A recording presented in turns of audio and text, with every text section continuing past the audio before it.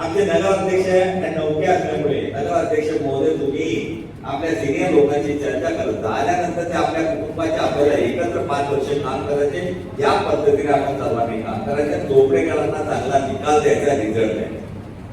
Result कोणता द्यायचा आहे की जसं आपण आज पाणी पुरवठ्याच्या संदर्भाची बैठक घेतली, ही बैठक घेत असताना आज 5 दिवसावरती पाणी आपण आणलं, जो शब्द दिला होता की हळूहळू आपण पाणी 8-9 दिवसात येणारं पाणी पालक आपले पाणी पुरवठा सभापती किशोर भाऊ, नगराध्यक्ष नम्रता ताई, आमचे भैया साहेब बोरोले या सर्वांनी बसून आणि नगरसेवक या सर्वांनी बसले आणि तो नियोजन केलं. 8 दिवसाचं पाणी आता 5 दिवसावर आता बैठक घेतली. लवकरच ते पाणी अजून आपण कमी दिवसात कसं आणता यासाठी प्रयत्न करा.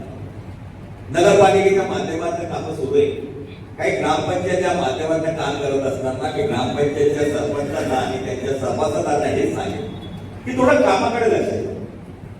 काल परवा 11 तारखेला सहाडीमध्ये आपल्या ताई चंद्रकला ताई त्यांच्या माध्यमातून गावामध्ये अतिशय सुंदर असं 10 कॉम्प्लेक्सचं भूमिपूजन लोकार्पण, अतिशय सुंदर काम. सरपंच महिला असताना सुद्धा किती चांगल्या पद्धतीने काम. त्यांच्या मागे त्यांचे चिरंजीव आमचे जे बंधू ते होते, पण काम चांगल्या पद्धतीने त्यांनी करून घेतलं. तसं काम केलं तर आपले नाव निघतं आणि आपल्या गावाला शोभा येते, शोभा वाढते. काम देण्यासाठी आपण महाराष्ट्र शासनाकडनं निधी आणतो, डीपीडीसी मधनं निधी आणतो, विविध हेड मधनं आपण निधी आणत असतो. हा निधी आपण आपल्या कार्यकर्त्यांच्या गावात टाकत असताना कार्यकर्त्यांनी सुद्धा थोडंसं समजून घेतलं पाहिजे. आपल्याच कार्यकर्ते असतात, 2 कार्यकर्ते असतात, एक म्हणतो इकडे जातो, एक तिकडे जातो.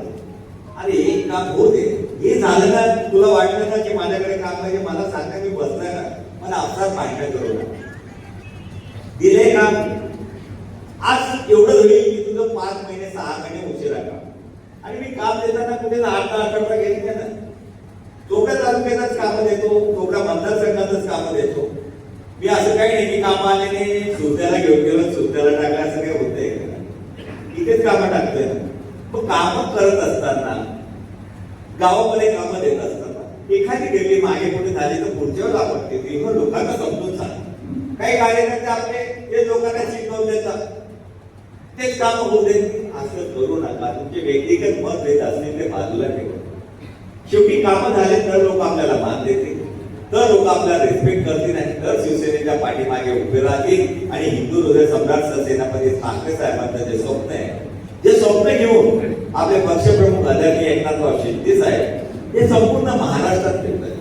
आज जर तुम्ही विचार केला तर नगरपालिकेच्या वेळेला महाराष्ट्रात सर्वात भाजपनंतर नगरसेवक पुण्याचे निवडून आले असतील तर आदरणीय एकनाथराव शिंदे साहेबांचे निवडून आले. कारण त्या पद्धतीने लाडक्या बहिणींनी त्यांना साथ दिली, लाडक्या भाऊंनी साथ दिली. पण मुळात शिंदे साहेब एक झपाटण्यासारखं नेतृत्व, ते सर्वसामान्य माणसाच्या उपयोगात कसं येता येईल, सर्वसामान्यांच्या दुःख मला कसे कमी करता येईल, त्यासाठी मला काय करता येईल, हे स्वप्न घेऊन संपूर्ण महाराष्ट्रात. आज जिल्हा परिषदेमध्ये बघा तुम्ही, जिल्हा परिषदेमध्ये सुद्धा या ग्रामीण भागामध्ये शिवसेना नव्हती, इथे सुद्धा आपले जिल्हा परिषदेचे मेंबर जे आहेत ते चांगल्या पद्धतीने निवडले.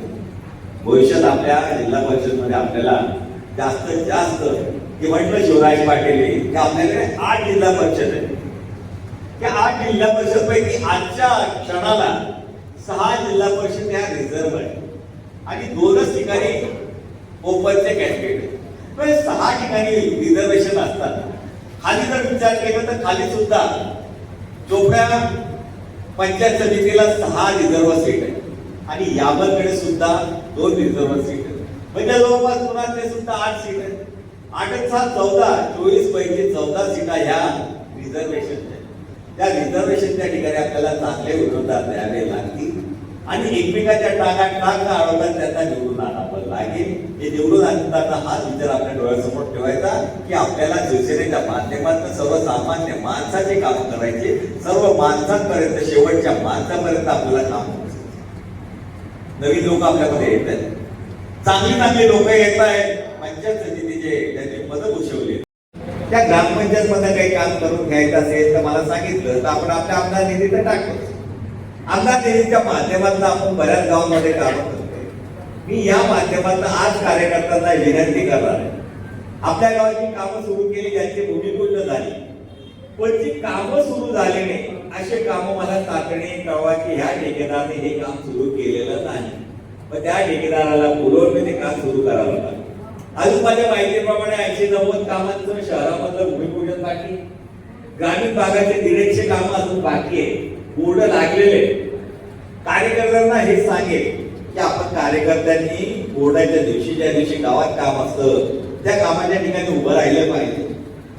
काम आमदारांनी दिलं आणि मी मागून आणलं हे सांगा ना, तिथे तुमचेच कॉलर होणार आहे की आमदाराकडे याची क्रेडिट आहे बा आणि याने हे काम मागवणार.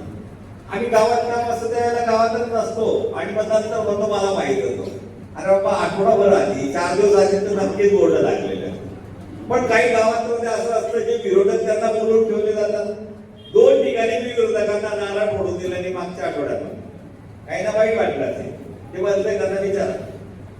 चला म्हटलं तू विरोधातला नारायणला हात दिला पाहिजे, चंद्रकांत सोनवणे कडक डोक्याचा आदिवासी. आता शिवराज पाटील आदिवासी धमकोलच देतं की मुलगी दिली की नाही दिली ते मला माहिती नाही, पण आम्ही पक्के आदिवासी सर्टिफाईड आदिवासी. प्रताप भाऊ तुला सांगून घेतो तू म्हणजे आता प्रतापला सांगून घ्यावा लागतं. कामांच्या बाबतीत आपण कुठेही कमी पडत, पण कामावर लक्ष थोडं ठेवू. नाही कामावर तुम्ही लक्ष ठेवलं जास्त काम आपण आणणार आहोत. जिल्हा परिषद सुद्धा इलेक्शन लागणार होतं, पण कोर्टामध्ये असल्यामुळे थोडस जिल्हा परिषदेला वेळ लागला. या जिल्हा परिषदेच्या इलेक्शनच्या वेळेला सुद्धा आपण ज्या पद्धतीने नगरपालिकेमध्ये काम केलं त्या पद्धतीने आपल्याला नगरपालिकेप्रमाणे जिल्हा परिषदला काम करावं. हे काम करत असताना उगाच मेला 2 गावात ओळखता आणि मला तिकीट द्या असा आग्रह करण्यापेक्षा आपल्यापेक्षा चांगला कोण आहे आणि आपल्या पक्षाला निवडून कोण येऊ शकतं अशा उमेदवारांचं जर तुम्ही प्रमोशन केलं, त्याचं जर मला माहिती दिली तर नक्की त्या उमेदवाराला आपण त्या ठिकाणी देणार. इलेक्शनला काय लागतं हे चांगल्या पद्धतीने आपल्याला माहिती नसेल तर नगरसेवकांना भेटून घ्या की काय लागतं म्हणून ते सांगते तुम्हाला. शेवटच्या दिवसाची परिस्थिती चोपड्याच्या नगरसेवक चांगल्या पद्धतीने सांगते.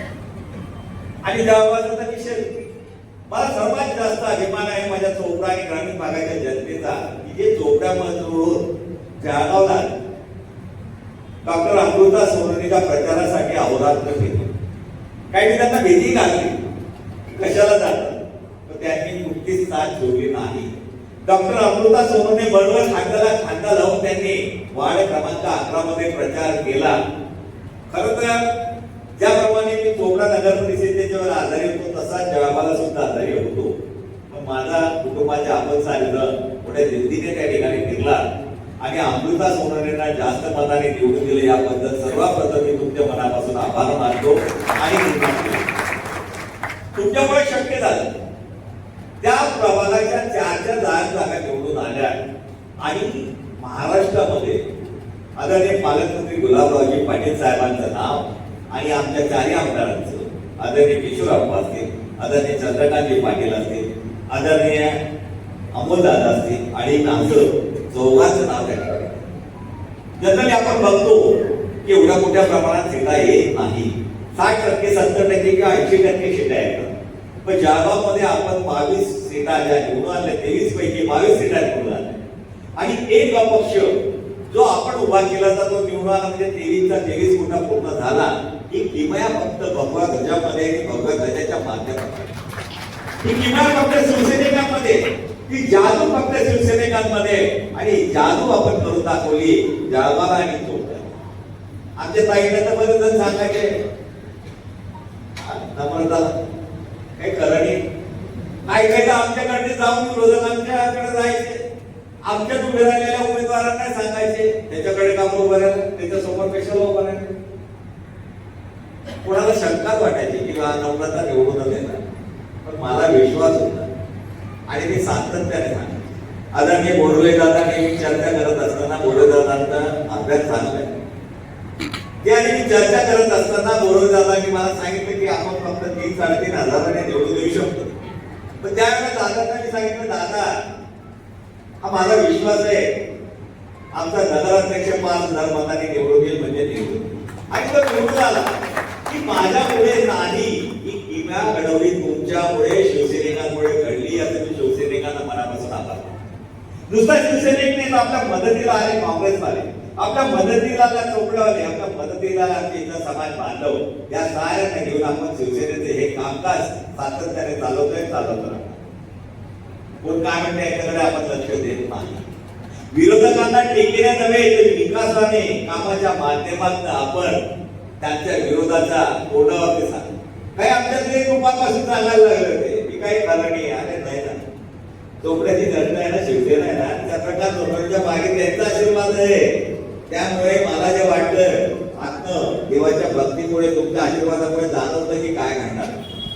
जसं शिवराज पाटलांनी सांगितलं की 10 शीट कशा गेल्या, त्या 10 शीट गेल्या नसल्या, माझं ऐकलं थोडं ऐकलं असतं, अजून 5 शीट सहज झालं. काय लोक काम करणारा नाही नावं ठेवतात. आता आमचे 2-3 कार्यकर्ते त्याचा मीच कामावर सांगितलं की लक्ष ठेवा. दीपक आहे, पारी आहे, नंदू असे 4-5 लोक आहेत. त्यातले काही मुख्य मानतात की चमचे ज्यांना पाकिट भेट, आणि ते शिवसैनिक